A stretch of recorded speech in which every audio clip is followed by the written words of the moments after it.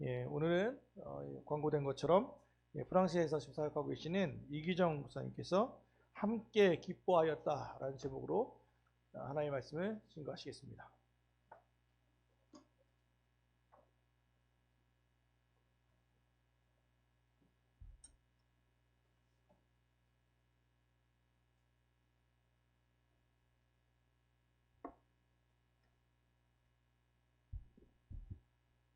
반갑습니다.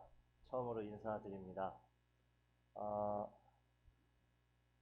사실 굉장히 부담되는 자리입니다. 왜냐면 제가 이제 프랑스에 나간 지 3년 조금 넘었거든요. 3년 조금 넘어서 코로나와 뭐 여러 가지 일들로 이제 못 나오다가 3년 만에 한국으로 이제 나오게 되어서 아까 광고로 조금 소개를 해 주셨는데 담임 목사님이 저하고 또 신도원 동기여서 이제 한국에 가게 됐다 이렇게 연락을 했더니 그러면 다른 데 말고 우리 교회부터 와서 설교할 준비해서 와라 이렇게 이제 말씀을 하셔가지고 그렇게 하겠다고 약속을 했습니다.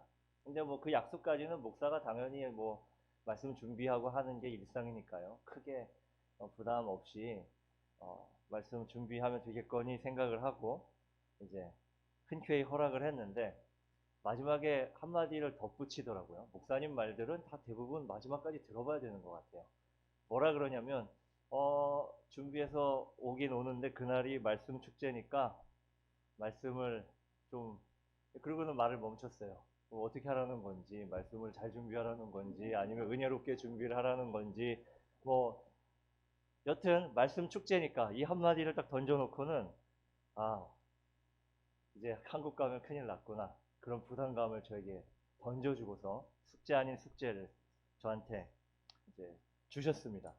그래서 어떤 말씀을 나눠야 될까 그때부터 고민하면서 말씀을 준비했는데 한국에서 이제 한국이 아니죠. 프랑스에서 돌아오면서 비행기를 타고 어떤 말씀을 나눠야 되나 이제 고민하다가 이 말씀을 좀 나누면 좋겠구나라는 생각을 했습니다. 어떤 말씀이냐면 여행에 대한 이야기, 여행과 관련한 이야기를 좀 나누면 좋지 않을까라는 생각을 해보게 되었습니다. 여러분들 혹시 여행 좋아하시나요? 여행 가고 싶으시죠? 유럽으로 여행 오시고 싶으시죠? 나중에 꼭 오시기를 바랍니다. 제가 잘 안내를 해드릴게요. 근데 여행을 간다고 할 때 여행 좋아하시고 여행들을 또 즐겨 하시고 휴가 때가 되면 여행들을 뭐 어디를 갈까 계획들을 많이 세우시고 하시는데 여행을 계획할 때 여행이 어떻게 진행되기를 원하십니까? 첫 번째 옵션이에요. 계획한 대로 재정 범위 내에서 딱딱딱 시간에 맞춰서 큰 오차범위 없이 큰 어려움 없이 예정된 일정대로 잘 진행돼서 집으로 돌아오는 여행. 이 여행을 좋아하십니까? 아니면 계획을 했는데 여행이 계획대로 되지 않고 가는 데마다 사건이 터지고 원래는 이쪽으로 가기를 원했는데 거기가 하필이면 그날따라 문을 닫아가지고 원하지 않던 다른 곳으로 여행을 가게 되고 맛집이라고 찾아갔는데 내가 간 그날이 또 가는 날이 장날이라고 문을 닫아서 줄 서서 먹어야 되는 그 음식점이 열리지 않아가지고 찾아 배는 한참 고픈데 억지로 찾아서 간 그 음식점은 맛도 없고 이러면 옵션 1 여행이 좋습니까? 아니면 옵션 2 여행이 좋습니까? 어떤 여행들을 바라십니까, 여러분들? 두 가지 다 좋아하신다고요? 믿음이 대단하십니다.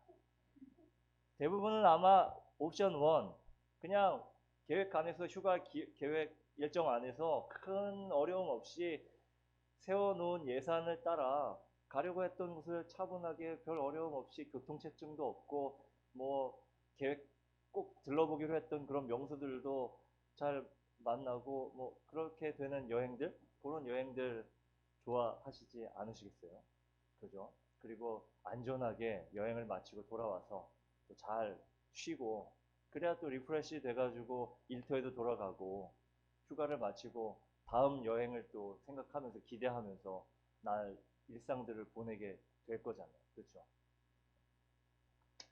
모두가 그렇게 그런 여행을 좋아하리라고 기대하리라고 생각을 합니다.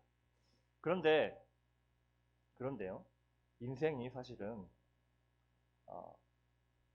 모든 계획대로 사실 펼쳐지지 않는 것이 또 인생입니다.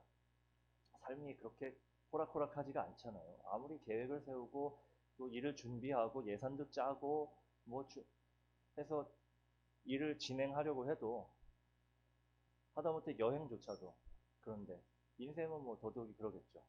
그래서 우리가 교회에 나올 때 가장 먼저 바라는 것이 뭐냐면 내 인생이 큰 어려움 없이 큰 환란 없이 고난 당하지 않고 그런 이제 무거운 일들 당하지 않고 그냥 평탄하게 주님 인도하시는 대로 잘 갔으면 좋겠다.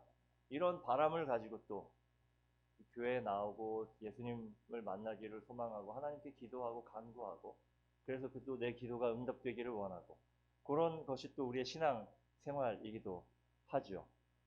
그런데 언제나 우리의 인생은 늘 반전이 따라다니면서 우리가 원하는 대로 우리가 기대하는 대로 펼쳐지지 않는 것이 우리의 삶이고 우리의 인생입니다. 우리는 하나님께 이 길을 열어주십시오라고 기도하는데 우리가 기도한 대로 펼쳐지지 않고 우리가 기도한 것과 전혀 다른 상황이 펼쳐져서 속상하게 되는 순간들을 또 만나게 되기도 하고 하나님께 간구한 거대로 열려지고 응답이 돼야 되는데 전혀 생각지도 않았던 그런 일들을 만나게 돼서 이 일을 내가 어떻게 감당해야 되나 도리어 고민에 빠지고 도리어 어깨에 큰 짐을 진 것 같은 일들을 겪게 되는 그러한 상황을 만나는 것도 신앙생활하면서 비일비재합니다. 제가 왜 서두에 이렇게 거창하게 이야기를 꺼내냐면요. 오늘 우리가 읽은 이 말씀이 바로 사실은 우리가 말씀을 아까 같이 읽었지만 그 말씀 안에서 읽히는 것은 뭐 기적이 일어나고 찬송과 기도로 옥문이 열리고 또 간수가 복음을 듣고 예수를 믿고 그 집안이 예수 믿어서 구원을 받았다. 아주 놀라운 일이 기록되어져 있어 정말 큰일이 일어났구나. 그런 상황인 것처럼 읽혀지지만요. 지금 읽혀지고 있는 이 글은 우리가 또 이렇게 읽고 있는 것은 바울의 눈으로 볼 때는 굉장히 놀랍고 큰 열매가 맺혀져 있는 그러한 일이지만 함께 동행한 신라의 눈으로 읽으면 서두에 말씀드렸던 그 여행, 우리의 인생 잘 쉽게 열려지지 않고 도리어 진퇴양난에 빠져서 고민하게 되는 그러한 신라를 우리가 오늘 말씀을 통해서 만나볼 수 있게 됩니다. 사실 오늘 이 바울 일행이 함께 하고 있었던 일은요. 여행입니다. 여행. 어떤 여행이냐면 2차 전도 여행입니다. 엄밀하게 이 2차 전도 여행은 어떤 여행으로 계획을 했었냐면 아까 말씀드렸죠. 여행이 계획대로 펼쳐져야 되는데 그래야 즐거운 여행이고 행복한 여행이라고 그랬잖아요.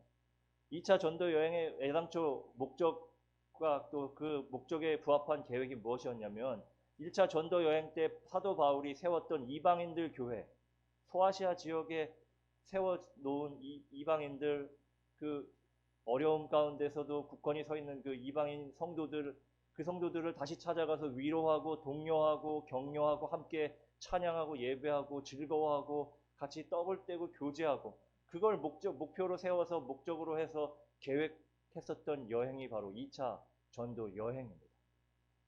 그런데 그 여행이 애당초 목적대로 계획대로 펼쳐졌으면 다행인데요.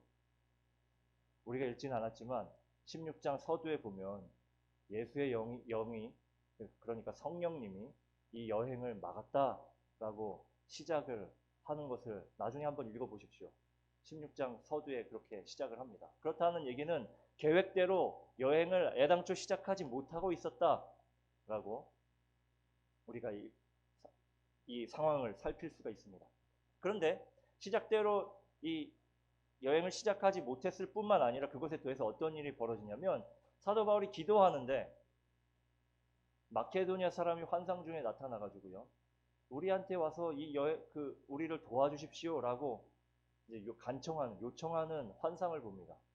그래서 계획은 소아시아 지역으로 가기를 원했는데 갑자기 급 여행 계획을 바꿔가지고 계획하지도 않았던, 생각하지도 않았던 목적지 마케도니아 성으로 발길을 돌립니다.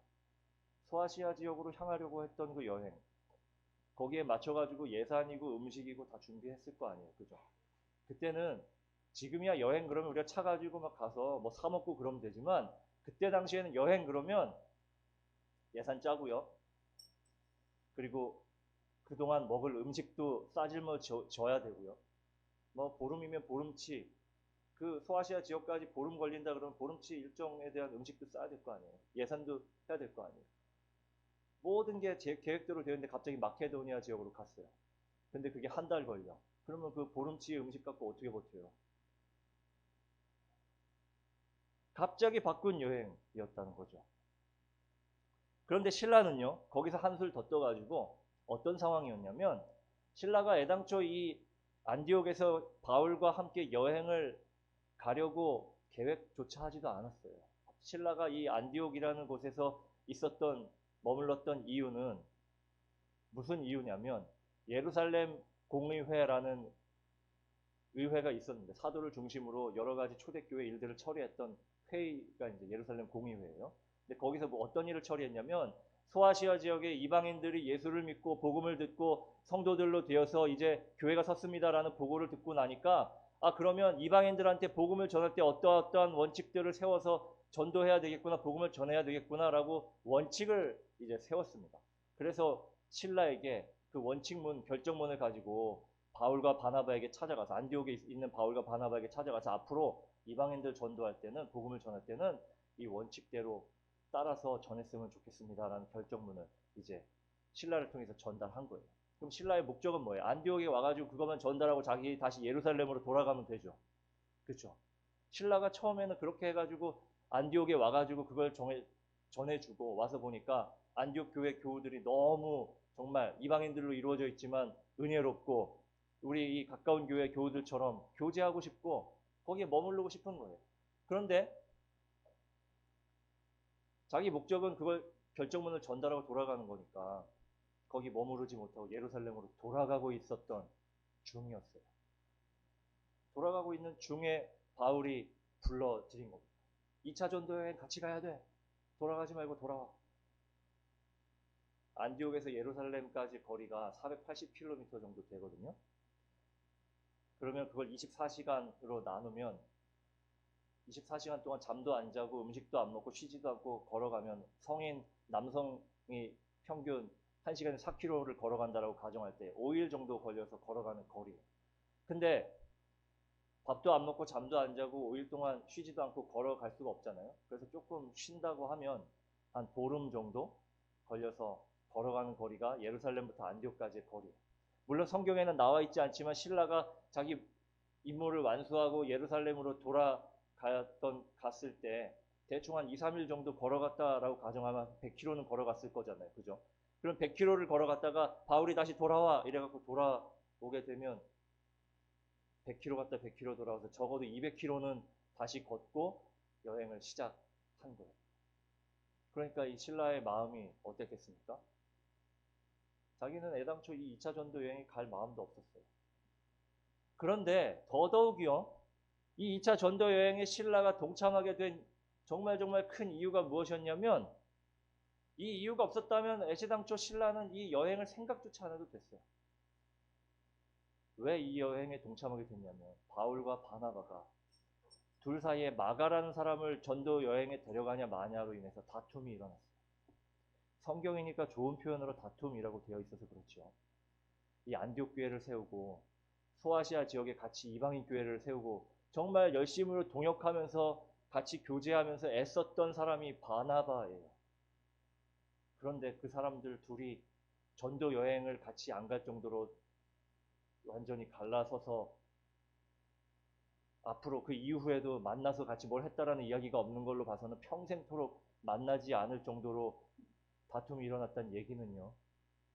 서로 감정까지도 주고받으면서 굉장히 큰 싸움을 했다라는 반증이에요.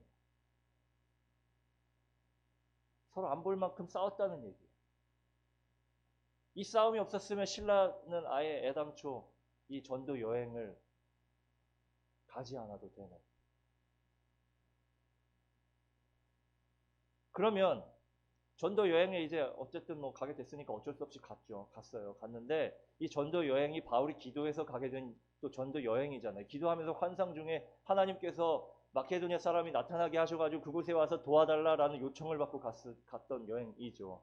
그러면 우리가 기대하는 바는 또 어때요? 하나님께서 응답하신 길이고 하니까 그럼 그 길이 어떻게 돼야 되겠습니까? 시온의 대로와 같이 열려가지고 만나는 사람마다 복음의 역사가 일어나고 아주 100명, 1000명, 10,000명 막 이러면서 온 교회들이 막 일어나서 놀라운 역사들이 막 펼쳐지고 기적이 일어나고 또 죽은 사람이 벌떡벌떡 일어나고 뭐 이런 놀라운 일들이 계속 일어나야 되는 여행이 되어줘야 되는 게 우리가 기대하는 바가 아니겠느냐라는 겁니다.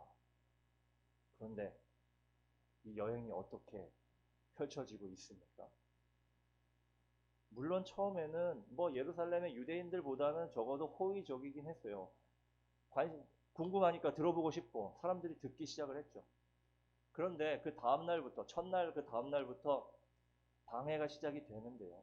점치는 여자가 있었는데 이 점치는 여자가 바울 일행이 복음을 전하려고 나타나기만 하면 아 저쪽에 예수 전하는 사람이 나타났다고 저기에 복음 전하는 사람이 나타났다고 가는 길마다 앞에 서가지고 먼저 고래고래 소리를 질러가며 바울 일행이 복음을 전하는 것을 방해를 하기 시작을 하는 거예요.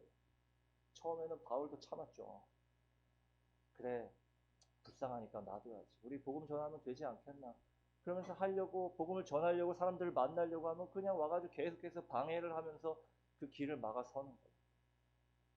바울도 짜증이 나가지고 이 더러운 귀신아 예수 그리스도의 이름으로 그러면서 그 안에 그 점치게 하는 귀신을 쫓아내 버렸어요.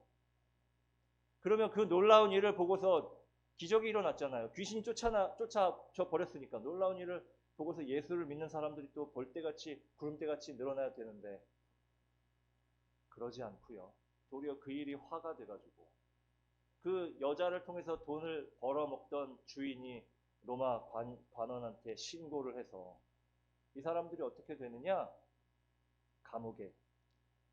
감옥에 던져지게 되는 겁니다. 제가 여기서 감옥에 gat혔다라고 얘기하지 않고 던져졌다라고 표현을 했습니다. 왜 그러냐면요. 우리가 감옥 그러면 요즘에 뭐 슬기로운 감옥 생활 뭐 이런 드라마들이 나와서 감옥 그러면 은연중에 아 그 안에도 살만한 곳인가 보다. 에어컨도 나오고 TV도 볼 수 있고 같이 교제도 하면서 그런 대로 형기만 잘 맞추고 나면 나와서 또 잘 살 수 있는 곳이구나 생각할 수 있는데요. 그때 당시에 감옥이라고 하면 그냥 제가 그래 적어도 그 3년 정도 그 유럽 지역에 살다 보니까 그냥 흔적들이 조금 남아 있거든요. 감옥 그러면 그냥 동굴 속에 그 안에 들짐승들이 있건 없건 전혀 뭐 알 수도 없고요. 컴컴한 데다 그냥 앞에 나올 수 없도록 막아놓고 던져 놓는 겁니다. 그 안에서 죽든지 말든지 뭐 살든지 들짐승 밥이 되든지 전혀 고려하지 않고요. 그런 곳에 불빛도 없고 컴컴한 곳에 던져지는 것이 감옥에 들어가는 겁니다. 그러한 상황에 놓여졌으니까 한번 생각을 해보십시오. 신라의 마음이 어떻게 되었겠습니까? 신라의 마음이 어땠겠습니까?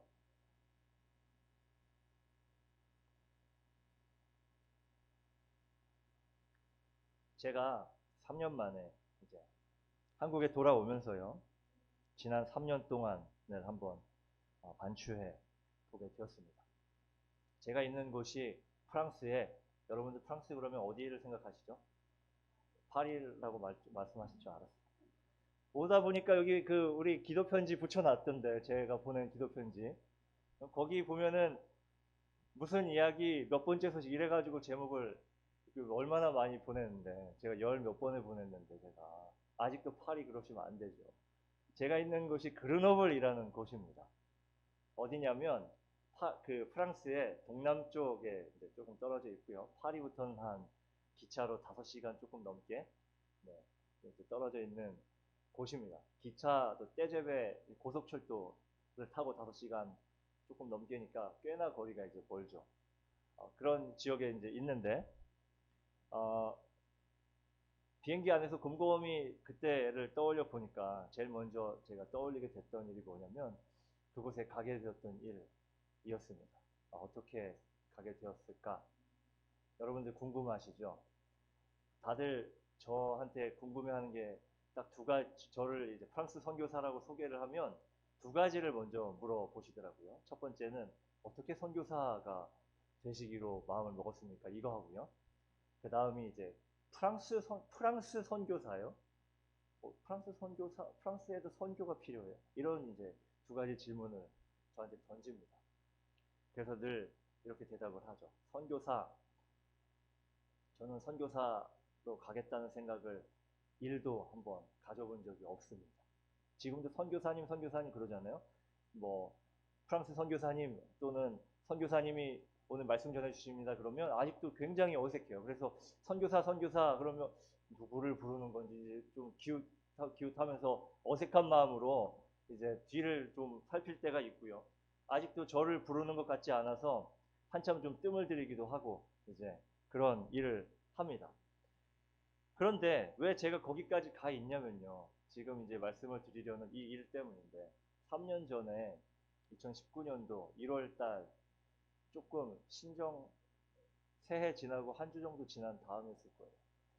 저한테 그때는 프랑스 선교사님인지도 모르고 우리가 요즘 잘 쓰는 그 노란색 카로 시작하는 그 SNS가 있잖아요. 그 보이스톡을 통해서 모르는 번호로 이제 모르는 이름으로 전화가 들어오는 거예요. 그래가지고 누구지? 그러고 받았는데 저한테 프랑스 선교사로 있는 누구누구입니다. 이제 이야기를 하면서 혹시 이기정 목사님이시냐고. 그렇다고. 그랬더니 이분이 저기 그르노블이라는 지역에 교회가 굉장히 어려운데 목사님이 좀 오셔가지고 그곳에서 목회를 좀 해주시면 좋겠다라고 이야기를 한 겁니다. 제가 깜짝 놀랐죠. 왜냐면 뭐 이분하고 일면식도 없고 이 번호를 어떻게 알았으며 또 그 연락을 해가지고 제가 거기 갈지 안 갈지도 모르는데 느닷없이 오셔가지고 목회를 해달라고 요청을 하니 그 자리에서 즉시 대답을 할 수는 없죠. 그래서 제가 이제 뭐라고 말씀을 드렸냐면 선교사님 저한테 연락을 주셔서 감사한데 제가 좀 기도할 시간이 필요합니다. 혹시라도 교우분들이 전원 좀 사인을 하셔가지고 청빙서를 공식적으로 만들어서 저한테 보내시고 요청을 해주시면 그때부터 이제 제가 하나님께서 부르시는 자리라고 생각하고 할 수 있는 일들을 하겠습니다. 이제 그렇게 대답을 하고는 전화를 끊었습니다. 그리고는 이제 한 주간 동안 기도를 하기 시작을 했죠. 그런데 사실은 뭐 전 유럽을 여행으로라도 가본 적도 없는데 프랑스의 프랑스에서 목회라는 거를 더더욱이 생각을 해본 적도 없잖아요. 그리고 거기가 또 아주 어렵고 힘든 교회라고 또 말씀을 하셨으니까 내심 이제 이렇게 거절을 하고 설마 저한테 청빙서를 보내겠냐 이런 마음을 가지면서 또 그래도 기도를 한다고 했으니까 하나님께 기도를 하기 시작을 했죠. 그렇지만 마음속 한 구석에서는 하나님 청빙서 오지 않게 해주십시오. 이런 이제 마음을 가지고 기도를 시작을 했습니다. 그런데 기도를 하는 그 순간부터요. 하나님 청빙서를 저한테 오게 하지 말아 주십시오라고 기도를 하는데 머릿속 이쪽에서는 올 것 같다라는 생각이 계속 드는 거예요. 하나님 제발 저 여기 안 가고 싶어요. 너한테 올 거야. 계속 일주일 내내 고심하면서 이제 그 두 마음이 막 싸우고 있는데 아니나 다를까 뭐 이쪽에서 떠오르는 그 생각이 맞더라고요. 토요일 저녁이 됐는데 카톡이 딱 왔는데 사진 파일로 예쁘게 찍어가지고 청빙서 뭐 해가지고 청빙하기를 원한다 뭐 이렇게 교우분들 사인을 막 해서 이제 보내주셨더라고요. 그리고는 그 주일을 지나고 그분하고 다시 통화를 했습니다. 했더니 이분이 말씀이 좀 바뀌시는 거예요. 그냥 어려운 교회라고만 말씀을 하셨지 그 이후에 이제 조건 같은 거는 이야기를 안 해주신 거예요. 통화를 하면서 진작에 이 얘기를 했으면 제가 아예 애시당초 거절을 했을 건데 왜 이 조건을 이제서야 청빙서 받고 이야기를 하시나 라는 생각을 하게 된 결정적인 조건이 있었어요. 뭐라 그러시냐면 청빙서를 이제 받고 나서 이제 통화를 하는데 목사님 교회가 정말 어려운데 교회가 목사님을 지원해 드리기는 더더욱이 어렵습니다. 그러니까 오시려면 목사님 가족이 사실 수 있도록 후원을 받아서 오셔야 된다라고. 그런데 교회가 어려워서 이제 목사님이 없어서 모시기도 어렵고 목사님이 없어서 예배를 드릴 수조차 없고 목사님이 안 오시면 교회를 문 닫아야 됩니다. 급하니까 가급적 빨리 들어오셔야 됩니다. 이렇게 이야기를 하시는 거예요. 제가 얼마나 이 마음이 부담이 되고요. 진작에 말씀을 하시지. 근데 다른 그분보다도 누구한테 더 원망스럽냐면 하나님께 더 원망스러운 생각이 드는 거예요. 하나님 왜 저를 한테 이렇게 연락을 하셔가지고 마음에 부담을 주시냐고. 생각을 해보십시오. 대체로요. 교회들이 예산을 짤 때, 뭐 선교 헌금이든 선교를 하든 뭐 이런 예산을 짤 때 대체로 언제 결정이 나는지 아세요? 전년도 10월 아니면 11월 달에 다 결정이 나요.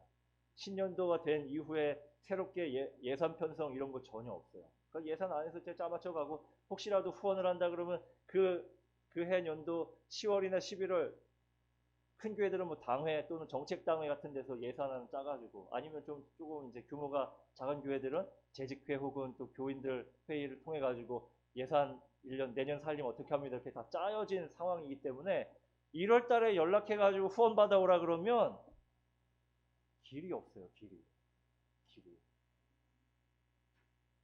어디 가서 뭐 제가 누구를 아는 것도 아니고 뭐 어디 뭐 큰 교회 목사님을 제가 아는 것도 아니고 도와줄 사람이 뭐 누구도 보이지가 않는 거예요. 하필 막막한 거예요.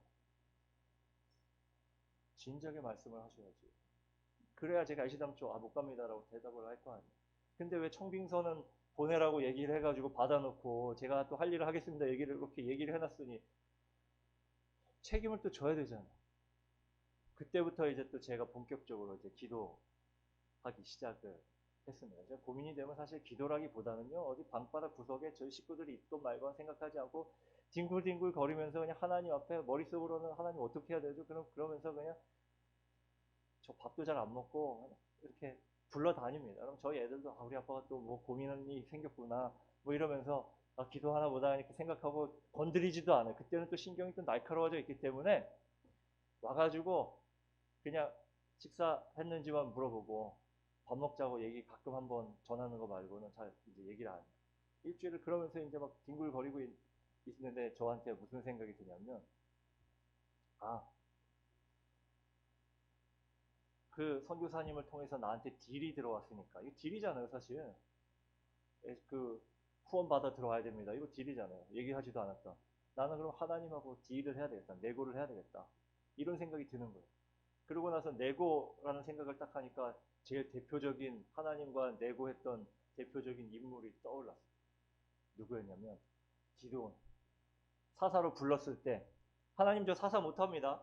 그러니까 하나님 너 사사해서 이스라엘 백성 구해야 돼. 그러면 제가 사사를 해야 된다는 증거를 보여주십시오. 그러면서 하나님하고 내고했잖아요. 어떤 내고였냐면 땅이 젖고 솜털만 마르게 해주십시오. 하나님 그대로 해주셨어요. 그랬더니 그 기드온이 뭐라 그러냐면 아니 그거 하나님이니까 너무 쉽지 않냐고. 뭐 땅이 젖고 솜털만 마르는 건 하나님이시니까 쉬우니까 솜털만 젖고 땅만 마르게 해주십시오. 그래서 하나님 그대로 해주셔가지고 사사하셨잖아요. 사사를 해서 이스라엘 구원했잖아요. 저도 그 생각이 딱 나가지고 하나님하고 내고해야겠다. 하나님 저 죽어도 어디 전화해가지고 아는 사람도 없고요. 도와달라 말할 수도 없고 교회들 다 아시잖아요. 지금 예산 다 책정돼가지고 후원한다고 나설 수 있는 교회도 없고요. 저 죽어도 후원해달라고 얘기 못하니까 하나님께서 저 정말 거기 부르시는 거면 후원하겠다라고 먼저 나서게 해달라고. 그러면서 이제 기도 아닌 반 땡깡 반 협박 하나님 이런 단어를 써도 되는지 모르겠지만 반 협박 아닌 협박을 하나님께 막 이제 했어요. 일주일을 내내 그렇게 고심을 하다가 도저히 이제 결단을 내릴 수가 없어서 제가 어떤 이제 생각을 했냐면 제가 평소에 좀 멘토를 생각하는 목사님이 있거든요. 이런 어려운 결단을 해야 되거나 할 때 목사님 어떻게 하면 좋을까요? 이렇게 여쭤보는 목사님이 계셔서 그분하고 상의를 좀 드려야겠다. 그리고는 이제 전화를 딱 했죠. 목사님께. 목사님, 저 청빙 받았어요. 그랬더니 이분이 아주 밝은 목소리로 그래 어디? 그러시는 거예요. 프랑스 그르노블이라고 작은 도시인데요. 그래 내가 후원할게. 와 제가요 정말 깜짝 놀랐어요. 그 목사님한테 뭐 청빙 받았다라고 얘기한 것도 그날이 처음이었고 어디로 간다고 말한 것도 처음이었고 그 교회가 후원 받아야 된다라는 말은 아예 하지도 않았고요. 그냥 딱 두 마디 했는데 내가 후원할게 이렇게 말씀하시는 거예요. 너무너무 놀라가지고요. 아 하나님께서 나를 이곳에 보내기로 작정하셨구나. 그렇게 생각을 하는 안 할 수가 없는 그러한 일을 겪었습니다. 제가 이렇게 이 프랑스로 가기로 한 이후부터 이런 일이 참 신기하게 제가 된 이후에 이런 경험을 참 많이 하게 하시는 것 같아요. 놀랍게도 그 전에는 그냥 부목사로요. 피곤하다, 힘들다 이러면서 다녔는데 지금은 하나님께서 잊을만 하면 한 번씩 등장하셔가지고 놀라운 일들을 경험하게 하시는 것 같아요. 안 놀랄 수가 없어요. 그리고 나서 이제 가야 되는 자리인가 보다 하고 이제 결심을 하고 그리고는 놀랍게도 또 하나님께서 정말 우리 네 명이 살 수 있을 만큼 애누리 없이 딱 그 정도만 채워주셨어요. 막 너도 나도 정말 그냥 인사 때문에 전화를 드리면 나서주시는 거예요. 내가 후원할게, 내가 후원할게, 내가 후원할게. 제가 급히 들어가는 거기 때문에 파송조차도 못 받고 그냥 들어갔거든요. 그래서 주파송 해주는 교회도 없어요. 아직까지도 없어요. 그런데 지금 그 나서주신 분들로 인해 가지고 내 식구 살 수 있을 만큼 딱. 어느 날 우리 신영관 목사님도 연락해가지고 필요한 거 없냐고. 교회 형편을 알아서 제가 감히 부탁조차 못하는데 갑자기 전화해가지고 그런 마음을 하나님께서 주시지 누가 주시겠어요. 너무너무 감사하고 너무너무 귀하게 여기고 또 받아들이고 늘 기도합니다. 뭐 여튼요. 그런 일들을 겪으면서 그르노블을 가게 됐는데 그르노블 가기 전에 또 들었던 이야기들은 선교사님이 그래도 어렵지만 조금 노력하시고 조금 애쓰시면 그래도 자리 잡고 괜찮을 거라고. 왜냐하면 그 교회가 한인들이 비교적 좀 들어와서 자리를 잡으려고 하는 곳이고 그리고 요즘에 한참 각광받는 그 IT, 그 다음에 친환경 이런 쪽으로 주목받는 지역이어서 프랑스에서 좀 그 관심 갖고 그 자리를 좀 투자하려고 하는 키우려고 하는 도시여서 한인들도 앞으로 많아질 거라고. 그러면서 이제 온갖 또 좋은 이야기들을 많이 해주셔가지고 그래 내가 조금만 참고 들어가면 지금은 어렵지만 그래도 견뎌낼 수 있겠거니 생각하고 이제 청운의 꿈을 안고 거기가 정말 푸른 하늘과 그린그린한 산들이 넘쳐나서 청운의 꿈을 가질 수밖에 없는 곳이거든요. 청운의 꿈을 안고 거기를 들어갔어요. 그런데 있잖아요. 제가 거기서 깨달은 사실이 한 가지가 있습니다. 앞으로 선교사님이 말씀하시는 거는 60%만 믿어야겠다. 가서 교회에 처음 딱 갔는데요. 교회 상황을 보게 됐는데요. 도무지 선교사님의 말씀으로 기대감만을 가지고 있기에는 상황들이 좋지가 않은 거예요. 너무 좋지 않은 거예요. 펼쳐지고 앞에 놓여있는 일들이 너무너무 어려운 일들만 있는 거예요. 어떤 어려운 일이 있었냐면 교회가 별로 크지 않은데 교회가 갈라져가지고 나가고요. 그 가운데 남아있는 분들이 서로가 서로를 생채기를 내면서 서로 비난하고 질책하고 비판하고 누구 때문에 이렇다 누구 때문에 저렇다 저만 만나면 그냥 이 사람이 저 사람 험담하고요. 저 사람을 만나면 저분이 또 저분을 험담하고요. 제가 교우인 분들한테 만나자고 전화해서 어떠시냐고 이 일을 하기가 두려울 정도로 마지막 전화를 해야 되나 말아야 되나 고민할 정도로 너무너무 교우분들을 만나는 것이 부담스럽게 되는. 그러면서 그 갈라지고 그 험담하는 가운데 믿음이 연약했던 신앙을 가지려고 했던 교우들은 그 가운데서 상처받아가지고 떠나서 아직까지도 돌아오지 않고 계신 가정들이 몇 가정 있으세요. 저는 그 가정들을 생각하면 너무 너무 속상하고 아직도 마음 아프고, 제가 있을 때 일어난 일은 아니지만 그분들께 너무 죄송하고, 제발 요즘에 기도하기는 제발 그분들의 신앙 잃지 않고, 교회는 안 나오시더라도 신앙 잃지 않고 하나님의 사람으로 살아갔으면 좋겠다라는 기도를 하고 있어요. 그러다가 엎친 데 덮친 격으로요, 7개월 만에 무슨 일이 있었냐면, 여러분들도 다 겪고 계시잖아요. 코로나가 터진 거예요. 코로나가 터져서 그래도 한국은 뉴스 보니까 뭐 마스크 쓰고 잘 다니셨잖아요. 거기는 돌아다닐 수가 없어요. 락다운이 딱 돼가지고, 락다운이요, 그냥 락다운 했나 보다 뉴스로 보셔서 그냥 그런가 보다 생각하시잖아요. 말 그대로 감옥입니다. 감옥.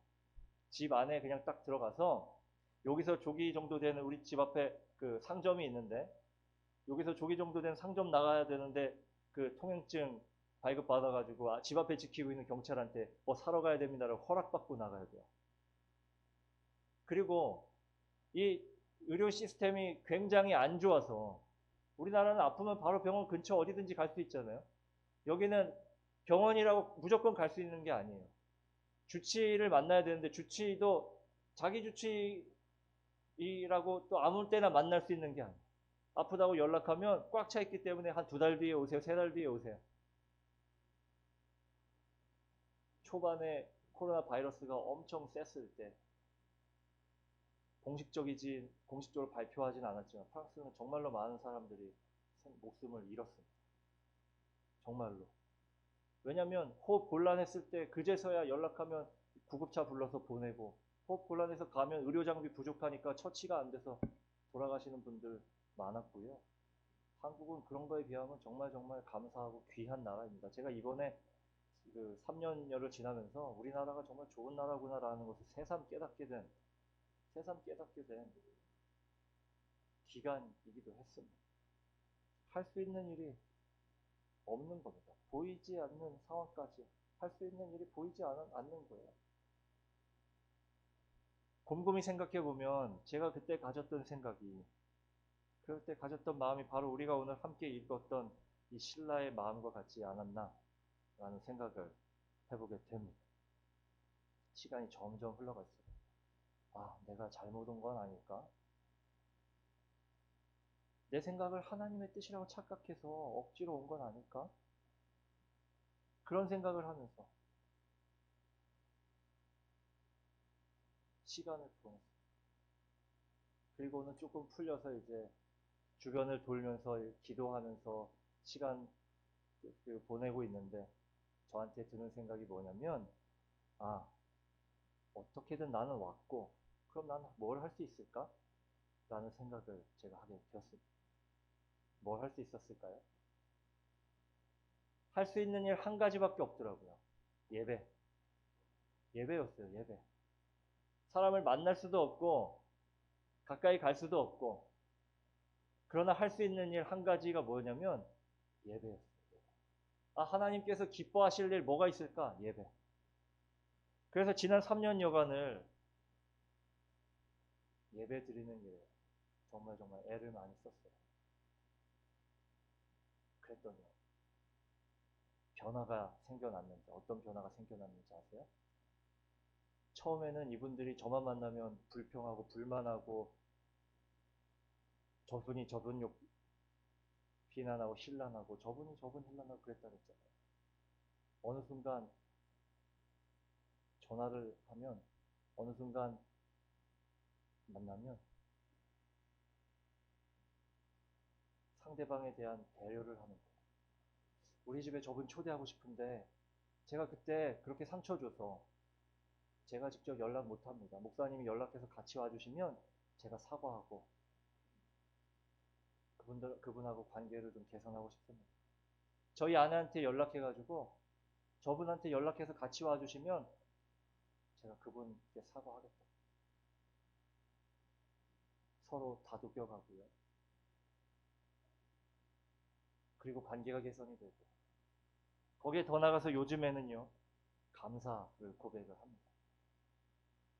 코로나 기간임에도 우리 교우들 잘 지켜주셔서 너무 감사하다고. 코로나 기간에도 우리가 예배할 수 있어서 너무 감사하다고. 예배 장소 주셔서 너무 감사하다고. 우리말로 예배 드릴 수 있어서 너무 감사하다고. 우리말이라고 하는 것은 한국말을 말합니다. 저희 교회 교우들이 국제 결혼을 한 가정들이 대부분이세요. 남편이 프랑스 분들이세요. 그래서 이분들이 프랑스 지방을 전전하시고 다니시다가 남편 직장 때문에 다니시다가 이제 저희 그르노블 지역에 정착해서 사시는 분들이 많으신데 그분들이 다른 지역들을 다니실 때 한국말로 예배 드리는 일이 자기의 소원이었어요. 왜냐하면 한국 교회가 없거든요. 한인 교회가 없거든요. 파리 아까 말씀하셨죠. 파리 인근은 사람도 많고 도시도 크고 그렇기 때문에 주변에 한인 교회들이 많아요. 그런데 프랑스는 다른 지역 지방으로 내려가면 한인 교회들이 없어요. 그래서 이분들이 처음에는 프랑스 교회를 프랑스어로 말하는 프랑스 개혁 교회를 가다가 은혜가 안 되니까 집에서 혼자 예배 드려야지 하다가 신앙을 잃게 되는 분들도 굉장히 많으세요. 여러분들 기도할 때 어떤 말로 기도하십니까? 한국말로 하시죠? 프랑스 말을 아무리 잘하고 영어를 아무리 잘해도요. 이분들이 기도할 때는 한국말로 하세요. 왜냐하면 자기 감정을 하나님께 전달하는 언어는 한국말밖에 없거든요. 하나님께 아까 막 제가 떼굴떼굴 구르면서 막 떼쓴다 그랬잖아요. 그렇게 떼쓸 수 있는 말 한국말밖에 없거든요. 그래야 감정이 전달되거든요. 작년 여름에 그래서 한 가정이 저희 교회에 등록을 하셨는데 그분도 오셔가지고 제일 먼저 하셨던 고백이 뭐냐면 한국말로 예배할 수 있어서 너무 감사해요.